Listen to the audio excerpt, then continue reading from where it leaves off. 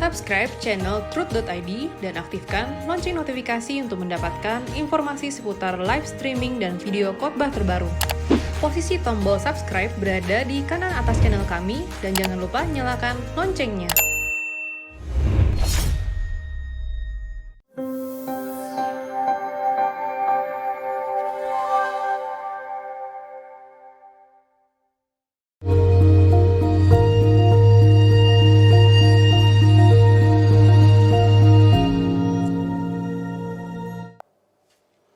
Shalom saudara, Anda bertanya Alkitab menjawab episode 212 dari 0819-9605 Yesika umur 13 tahun, tunas remaja GSKI MAG. Shalom Om Erastus, Opa Erastus. Saya mau tanya bagaimana saya bisa memperoleh informasi tentang baptis selam ya, karena menurut Mami saya sudah boleh dibaptis. Tapi saya belum tahu apa yang harus saya lakukan. Oh ya, Opa, saya sudah baca renungan harian, tapi baca Alkitab ya yang tercantum di sana. Apakah masih harus baca secara terpisah ya, Opa? Terima kasih, Opa, dan maaf kalau ada yang salah. Baptisan paling tidak memang usia 12-13 tahun, paling tidak. Yang penting Yesika tahu bahwa kalau kita dibaptis, kita sudah tidak boleh lagi jadi anak nakal. Kita harus memilih untuk mengikut Tuhan Yesus, belajar firman dari Tuhan Yesus, dan menjadi anak Allah yang benar-benar seperti Yesus. Dan Opa Eras selalu mengajarkan itu di dalam gereja. Kami ikuti terus Truth.id. Ya. Mengenai baptisan, nanti Opa yang akan hadir dalam baptisan. Mulai tahun depan, Opa Eras akan hadir di setiap kebaptisan, yaitu baptisan untuk jemaat khusus Arta Gading, ya, GSKI Rehoboth Arta Gading. Nanti pasti kamu ketemu saya, ya. Jadi kalau baptisan khusus untuk jemaat GSKI Rehoboth Arta Gading, Opa Eras yang akan membaptis. Atau paling tidak Opa Eras hadir, di situ ada beberapa pendeta yang akan ikut membaptis. Lalu mengenai membaca Alkitab, selain renungan harian, lalu ayat yang kamu harus baca, sebaiknya kamu juga membaca Alkitab secara terpisah. Tidak berat kan? Kita baca berita di gadget saja bisa lama, bisa baca sendiri. Mulailah dari Injil Yohanes, ya, atau Injil Lukas, ya. Setelah itu nanti kamu akan bisa membaca yang lain. Dan kalau kamu tidak jelas, lewati saja dulu, jangan kamu berhenti, ya. Oke sayang, Opa senang kamu bisa bertanya begini. Kamu anak manis, kamu anak Tuhan Yesus, ya. Nanti Opa kalau di surga, Opa ketemu kamu. Tapi Opa duluan pulang ke surga karena Opa sudah tua. Ya, kamu belakangan, ya. Oke. 0813 3615 dan seterusnya. Salam Pak Eras, saya pendengar setia Ekumene Bible Course. Saya mau tanya bahasan setan untuk malaikat jurang maut. Abaddon, Apollyon, itu apanya Lucifer, ya. Wahyu 9:11. Terima kasih Pak, Tuhan Yesus memberkati pelayan Bapak. Alkitab tidak menjelaskan dengan jelas, jadi saya tidak bisa menjawab, ya, siapa Abaddon, Apollyon itu, ya. Apakah ini penjaga dari jurang maut? Apakah ini positif atau negatif? Ya. Tidak ada kejelasan di dalam Alkitab, jadi kita tidak perlu tahu. Jadi kalau tidak tahu juga tidak akan mengurangi iman kita. Lagi pula jurang maut bukan tempat kita. Ya, biar saja. Yang penting kita tahu tempat itu mengerikan, jangan masuk di sana. Salam Pak Eras, Pak saya mau tanya, biasanya aku dengar orang bilang gini, kalau laki-laki melihat wanita pakai pakaian minim dan bernafsu, itu wajar kodratnya pria gitu. Kalau nggak nafsu itu nggak normal. Apakah itu benar Pak atau cuma pernyataan orang dunia saja? Itu pernyataan orang dunia. Itu sesat. Itu sesat. Ya. Ini pertanyaan dari Kendari, Sulawesi Tenggara, pemuda ya. Soalnya dalam Matius 5:28 Yesus mengatakan yang sebaliknya. Saya takutnya jangan sampai saya yang tidak normal, karena saya itu kalau melihat wanita pakai pakaian minim, saya biasa saja, nggak ada nafsu. Nah itu benar, kamu yang benar ya nak. Kecuali saya nonton porno baru saya jadi nafsuan. Sekarang saya sudah nggak pernah nonton porno lagi. Bagus. Jangan, karena itu merusak pikiran kita. Jangan berpikir, nanti saya nggak rusak. Nonton film porno itu seperti mengkonsumsi narkoba. Akan kecanduan pikiran itu. Kalau sampai pikiran kecanduan itu lebih berat. Jadi jangan sekali-kali menyentuh film porno. Ya, saya bukan tidak pernah nonton, tentu pernah. Tetapi bisa kok mengatakan tidak. Sekarang sama sekali tidak. Sejak muda saya sudah tahu hal itu. Kalau dulu belum film porno, cuma gambar porno. Setelah itu saya tidak lagi. Dan pertama saya lihat gambar porno itu di rumah saudara. Jadi punya buku-buku, lalu saya lihat, loh buku-buku apa ini? Waduh, gambar porno. Asik juga. Dan itu merusak pikiran. Benar-benar. Tapi sejak itu saya mulai bertobat dan terus berubah. Jadi melihat wanita cantik kita itu tidak nafsu. Ya kita tahu itu cantik. Kalau sampai nafsu itu berarti pikirannya sudah rusak.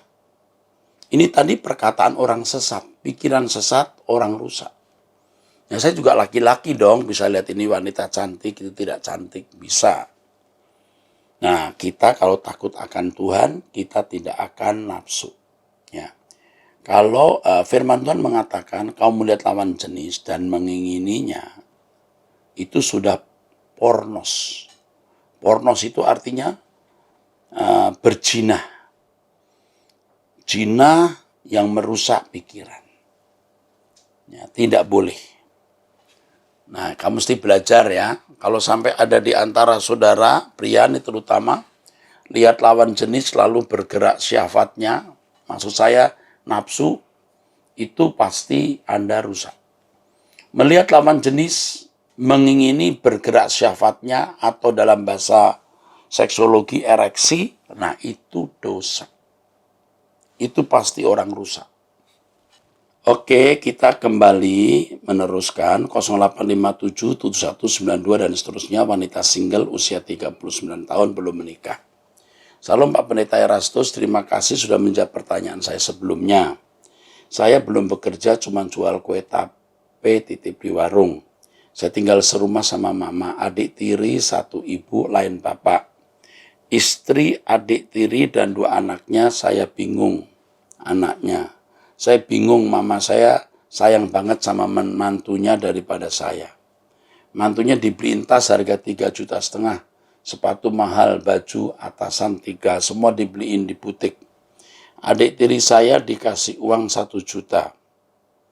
Saya anak kandungnya cuma 1 celana bahan, 1 celana jeans, 1 atasan, uang 200.000.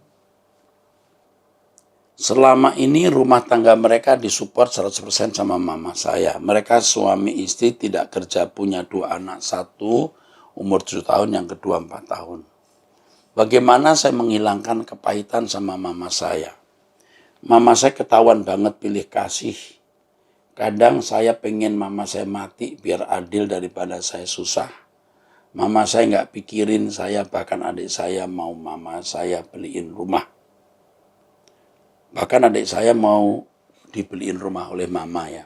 Saya tahu ini dosa Pak, tapi bagaimana menghilangkan rasa benci sama mama saya. Adik ipar saya aja kurang ajar, saya dibentak-bentak. Bahkan adik tiri saya sering usir saya dari rumah. Mereka ngelunjak karena kesayangan mama saya. Dulu saya masih bayi, mama mau gugurin, minum macam-macam jamu, tapi saya tidak mati dan tidak cacat. Dulu mama saya bercerai, saya usia 5 tahun, terus saya diurus sama papa saya sampai papa saya meninggal. Baru saya ikut sama mama.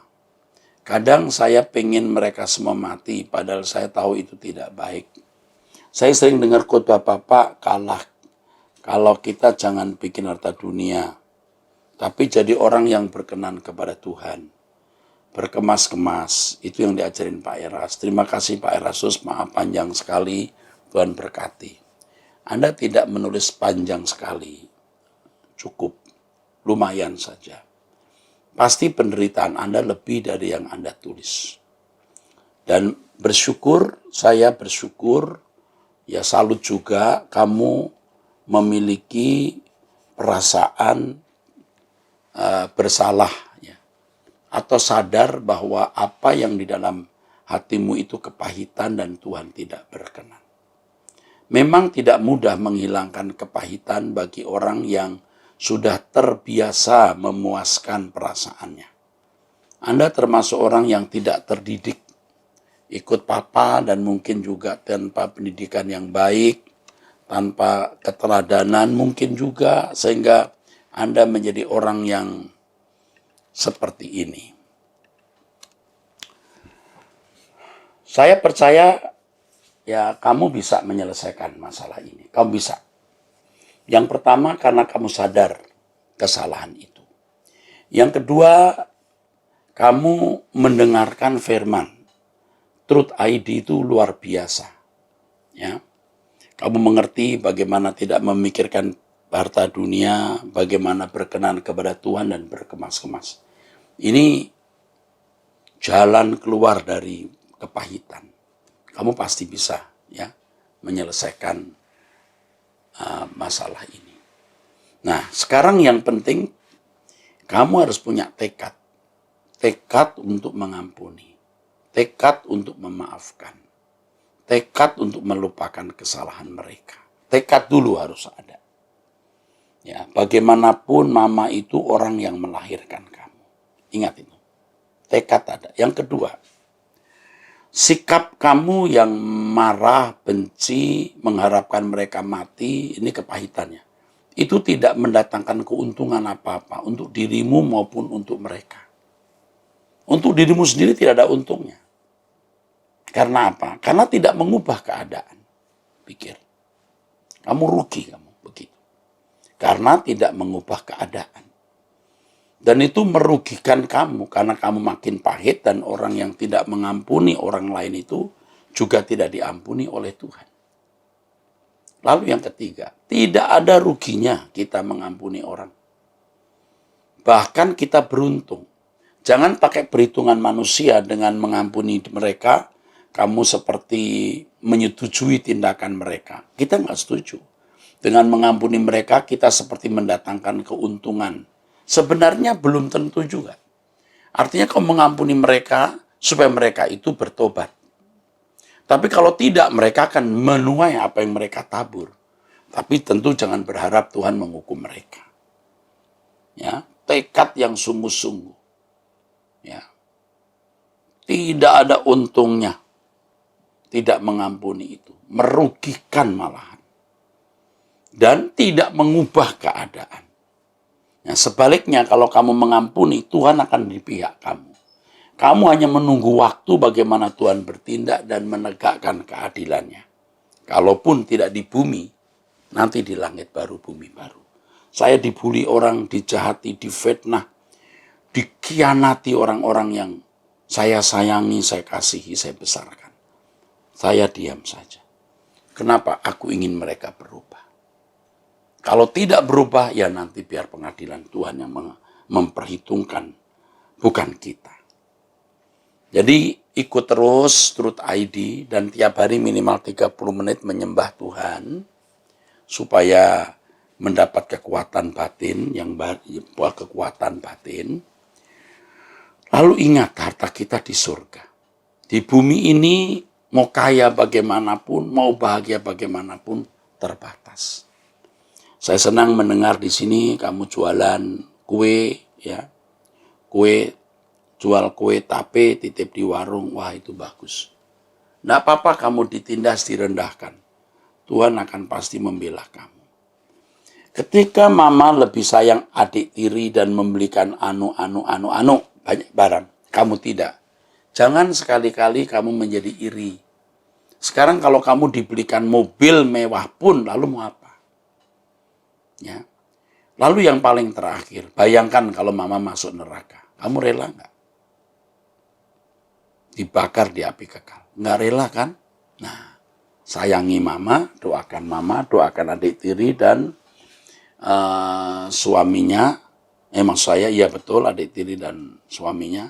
Lalu, sayangi anak-anaknya. Sayangi dengan tulus. Ya. Tunjukkan bahwa suara kebenaran Truth ID itu bisa mengubah manusia luar biasa. Dan kamu bisa berubah. Itu dulu, nanti dilanjutkan. Tuhan memberkati. Pria usia 32 tahun, 0821, 7162 dan seterusnya. Salam Amang, Bapak Pendeta Rosabdono. Saya pria sudah menikah dan sudah mempunyai 1 orang anak, tinggal di Duri Riau, asal Parapat, Sumut. Saya yang sudah menganggap Bapak sebagai Bapak rohani saya mulai mengikuti khotbah Bapak sejak tahun 2017 yang lalu, dan saya sudah banyak belajar dan mendengar khotbah Bapak, walaupun tidak semuanya saya ikuti, tentu karena berbagai banyak hal, ya tentunya. Namun sejak saya mendengar khotbah Bapak, pola pikir atau mindset saya banyak diperubah. Walaupun di dalam keseharian, aktualisasinya di dalam melakukan kehendak Allah, saya masih terseok-seok, bahkan masih sangat jauh dari apa yang Tuhan kehendaki. Dan kiranya juga Tuhan Yesus memberikan aku kesempatan untuk saya diubahkan seperti yang Tuhan inginkan. Dulu sebelum pernah saya mendengar khotbah Bapak, ada perasaan saya dalam memahami kekristenan itu selalu ada rasa kurang tepat, pas atau rasa kejanggalan di dalam hati saya. Bahkan di waktu umur 27 tahun, pernah saya berniat untuk sekolah teologi, untuk belajar Alkitab, namun dengan mendengar semua pendeta-pendeta yang tamat teologi STH, sepertinya sama saja, tidak jauh beda. Saya rasa kurang tepat di hati. Nah, apakah begini kekristenan itu? Nah, jadi mau masuk sekolah teologi ya, lihat lulusan STH kok kelakuannya begitu, jadi tidak menjadi contoh. Nah, itu yang sering saya bicarakan, saya dukakan, saya ratapi juga. Karena saya lama di sekolah teologi dan ternyata teologi tidak pasti membuat orang bermoral baik. Saya sudah melihat bagaimana anak-anak yang saya besarkan itu menikam saya. Dan itu bukti. Tidak menghormati senioritas. Kalau sudah besar, jadi pendeta, tata krama dan sopan santunnya jadi rusak kadang-kadang. Karena merasa sudah punya teologi sudah punya kedirian, punya diri. Nah ini ya. Oke. Mau tidak mau saya harus mengikuti dengan pemahaman itu. Yang walaupun selalu ada rasa mengganjal di hati. Namun saat saya mengikuti banyak khotbah Bapak, hati saya baru merasa pas. Seakan-akan hati saya berkata, ini adalah kebenaran. Ini adalah kekristenan. Yang walaupun sangat berat di dalam melakukannya, dan saya masih jauh, sangat jauh.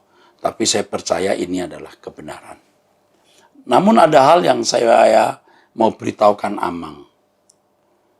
Ataukah ini suatu pertanyaan atau apalah itu saya harus katakan, Amang? Saya seorang pelayan Tuhan di gereja, istilah di gereja kami. Ya, Cynthia. Ini kayak penatua gitu ya. Ketika saya mengikuti pemahaman kekristenan seperti yang Alkitab ajarkan atau Bapak ajarkan, sepertinya saya kurang searah dengan gereja di sini, khususnya pendeta dan teman sepelayanan lainnya. Karena memang pada umumnya pemahaman mereka mengikut Tuhan Yesus. Tapi semangatnya perjanjian lama. Nah, bahkan pendeta mengatakan semua karena Tuhan atau Tuhan sepihak yang bekerja dalam hidup kita. Tanpa ada respon atau usaha dari kita. Dan tentu masih banyak hal lain yang bertentangan yang saya pahami setelah mendengar pengajaran dari Bapak. Nah, ini benar. Banyak pendeta itu ya berdiri atas prinsip-prinsip perjanjian lama yang itu mestinya untuk standar bangsa Israel, bukan standar umat perjanjian baru. Dan itu salah. Mestinya perjanjian lama itu kan menjadi bridging jembatan untuk satu titik, yaitu Yesus. Nah, inilah kekristenan yang sejati, mengikuti gaya hidupnya. Apalagi pada masa pandemi COVID-19 ini saya merasa tidak nyaman atau apalah yang sejenisnya itu.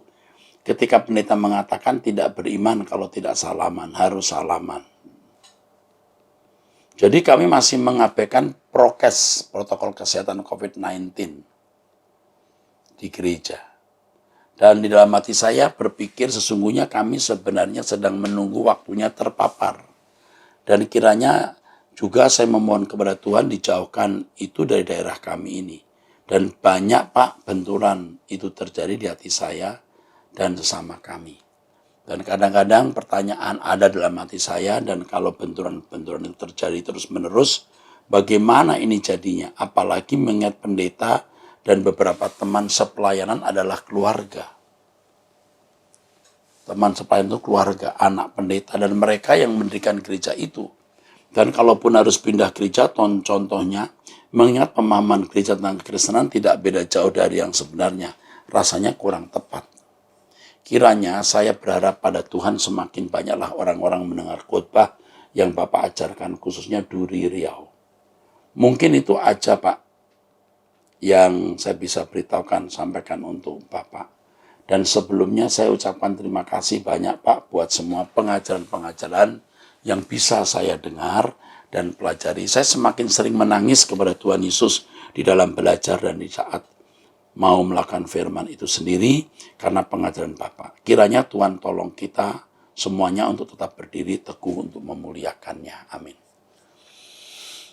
Dulu saya seringkali kompromi, artinya ya sudah tetaplah di situ, nggak enak kalau pindah gereja. Tapi kalau memang tidak membuat seseorang benar-benar selamat atau dikembalikan ke rancangan semula, ya jangan ke gereja itu, nanti benturan, nanti malah terjadi konflik antara Lae ya, yang usia 32 tahun ini, supaya kamu jangan benturan sama pendeta. Lalu bagaimana Pak? Sebenarnya kalau kamu mengikuti khotbah saya dan kebaktian di rumah, nggak masalah. Untuk sementara ya. Dan kalau kamu sampai konflik dan tidak bisa diterima, ya kamu bisa bergabung dengan saya sebagai gembalamu. Tapi untuk yang lain, saya harap tidak pindah gereja.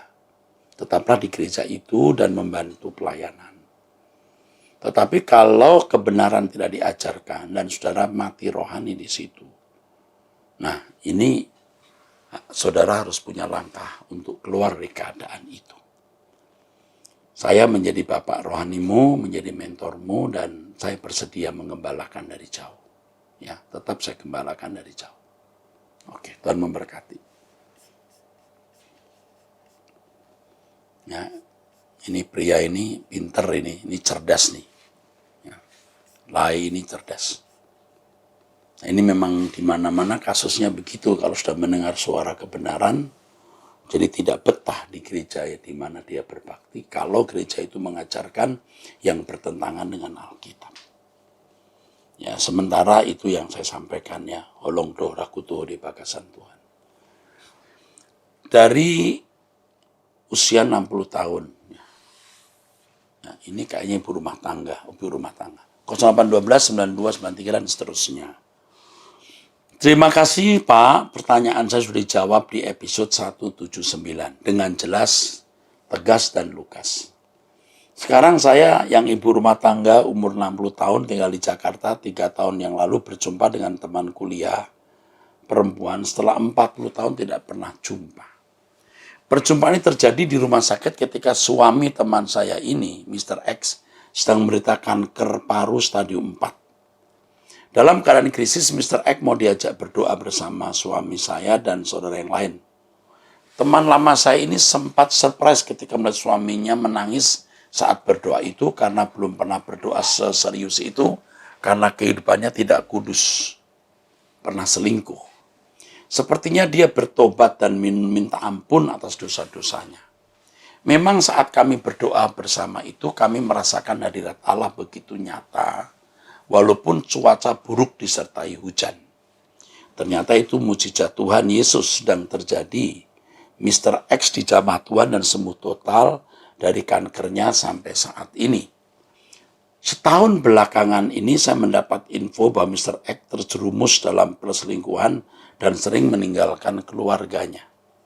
Nah, sebelum saya lanjutkan, saya beritahu orang yang sudah pernah selingkuh, kalau tidak benar-benar bertobat, artinya dengan menetapkan hati hidup kudus, pasti selingkuh lagi. Karena itu seperti nagih. Jadi kita harus berani mengatakan tidak. Harus tegas, saudara, supaya tidak melakukan dosa yang sama. Seperti Mr. X ini. Saya sering berpikir orang sudah begitu menikmati anugerah mujizat sembuh dari kanker stadium lanjut kok bisa terjerumus berbuat zina lagi? Bisa. Karena itu seperti candu yang menuntut untuk dipuaskan. Caranya kita bunuh, kita gorok setiap hari sampai mati. Tidak bisa dalam satu hari, tidak bisa. Ya. Mohon saran Bro Eras, sebaiknya tindakan apa yang harus dilakukan sementara teman saya ini terus bertahan untuk bersabar dan tidak menuntut cerai sambil terus makin mendekat pada Tuhan dengan berdoa dan menikmati firman-Nya termasuk lewat khotbah-khotbah Bapak Eras. Jadi tetap saja bertahan, sabar, dengarkan khotbah saya. Jangan banyak bicara. Tuhan akan bertindak. Saya mau menggunakan kalimat lebih kasar tapi tidak enak. Tuhan akan tempeleng, itu maksudnya. Tuhan tempeleng, tapi tempelengnya demi kebaikan. Itu disiplin, bukan membunuh, tetapi menyelamatkan. Sebagai teman lama, saya prihatin sekali dan ikut dukung dalam doa agar dalam sisa hidupnya, Mr. X sekarang umur 60-an, bisa kembali menyaksikan kemurahan Tuhan yang pernah dia nikmati. Oke. Prihatin, baik. Harus. Tetapi harus mendampingi ibu ini dan berdoa agar tetap berjalan di jalan Tuhan. Di dunia ini memang tidak ada kesenangan, tidak banyak kesenangan. Ya. Tidak banyak kesenangan. Nanti di langit baru, bumi baru, baru tidak ada masalah. Baru tidak ada problem. Ya. Jadi dampingi terus ya Bu. Tuhan akan menyertai Ibu. Itulah pelayanan yang sesungguhnya. Ibu sudah menjadi mentor dan pelayan yang baik. Oke, baik Bapak Ibu Saudara sekalian, demikian acara Anda bertanya kita menjawab. Saya ingatkan jangan lupa mensubscribe Truth ID, menekan gambar lonceng supaya mendapat notifikasi dan informasi-informasi dari kami, dan jangan lupa tekan tanda like. Oke, semua demi kemuliaan Tuhan untuk kepentingan kerajaan surga. Sola Gracia.